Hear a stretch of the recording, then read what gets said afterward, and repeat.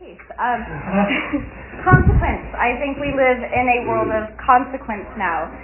We were living in a world where we could make decisions and they didn't actually matter. We lived in a world where there was no inflation despite how much money we spent.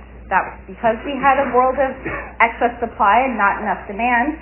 We also lived in a world where we could spend as much money and everybody wanted our debt. I think the latter is actually still true, meaning that we are the best option, meaning that you might downgrade the debt, but it's not necessarily a problem because you still will want it, because to Jeff's point, we can still print as much of it as we want.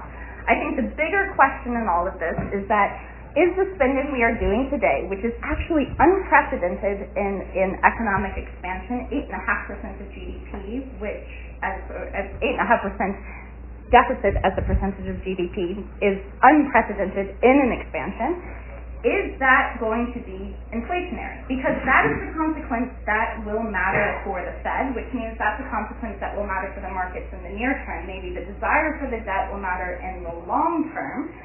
Maybe that's the thing that drives the reserve currencies and what people use, shifts of dollars around the world. But for now, there is no better option. But will it be inflationary, I think, is a big question. I think that this is the wake-up call to markets as we see yields drift higher to say markets have been incredibly positive about how the Fed will be successful in getting inflation back to its 2% target. You look at inflation break-evens, and they have been hovering around 2% pretty consistently, even through this whole inflation episode.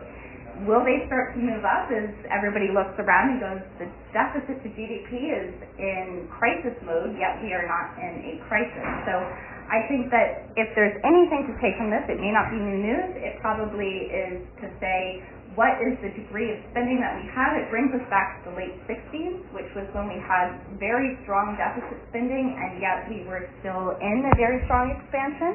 And that's, of course, what set the stage for the 70s. But, of course, there's a lot of other things that led to the 70s inflation episode. So maybe not new news, but it does remind us of consequences.